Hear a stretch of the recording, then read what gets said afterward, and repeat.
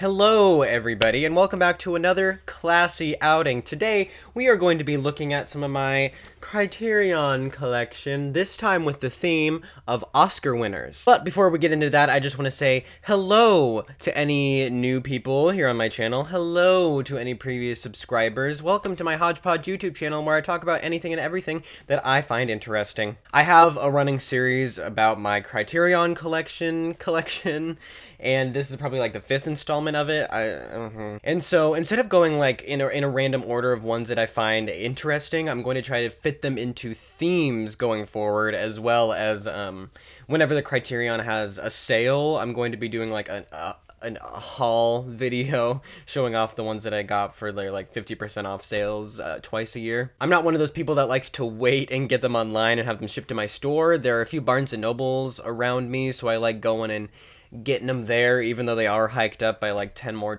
But it's the thrill of the hunt, the thrill of the chase, if you will. And having them right there is just like some instant buyer gratification. But now let's dive right into it. The first Oscar winner for this video we have is Tom Jones from 1963. Tom Jones was part of the beginning of the British invasion in films and like at the Academy Awards. It was for quite a while, and even kind of still to this day, where America, while importing British movies, found them to be of great import.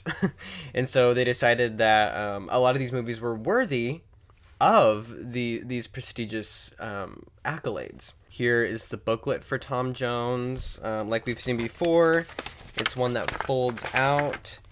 Here it is, all folded out. And on the back is the essay. Here's the inside. The inside cover just says Tom Jones on it, and the discs are like a fun like maroon burgundy color that has like that sketchy design from the outside as well. Now, if I had to choose a special feature that this edition boasts, I would have to say that it is the interview with the editor of the director's cut, Robert Lambert. I don't know if you can see this here, but the director's cut is 7 minutes shorter than the theatrical release. And so like hearing his thoughts on that kind of stuff is pretty interesting if you want to go into like film editing or retroactively how to like fix your movie. Next, we have 1967's In the Heat of the Night. This movie also won the Oscar for Best Picture and Best Actor for Rod Steiger. Yes, Rod Steiger, in a method acting performance, according to the back. And the booklet, again, is very familiar, folds out like we've seen before. Here is the essay. And the back has some like beautiful primary color action going on. I really do like this art style. This movie follows in the tradition of Sidney Poitier's like I don't want to say like social crusade movies, because that's not quite right, but like social commentary movies that like Guess Who's Coming to Dinner and a few other ones around this era, around the civil rights era. Here is the inside. We have the yellow disc, and the background art is Sidney Poitier. And personally, my favorite extra on this set is the interview with Quincy Jones, who directed the films like Jazz-Like Score, which he's like really well known for. I think he's just an interesting guy, and hearing his thoughts on how to enhance a movie through music is super interesting. Next, we have 1968's Rosemary's Baby. This is the first one in this video that hasn't won the Oscar for Best Picture, but it did win Best Supporting Actress for the portrayal of Rosemary and Guy's weirdo neighbor, Minnie. So this is actually a booklet.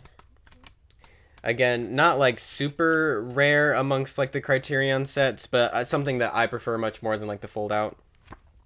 And there's like the blue haze. If you've seen the movie, you know exactly what scene this is from. And it has like behind the scenes production pictures in it, which are always a treat to see. A lot of Roman Polanski, but just kind of, you know, doing his director thing. And then the inside of the set is super simple.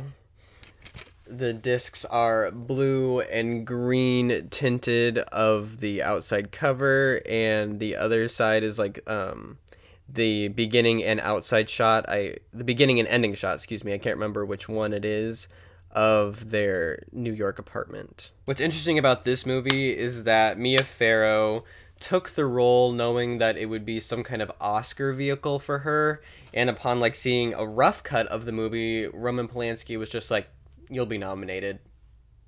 And then she wasn't. My favorite extra from the set is the interview with Ira Levin, who wrote the book and the sequel, and I think a draft of the screenplay, I can't remember, but hearing their thoughts on the movie itself is really fascinating.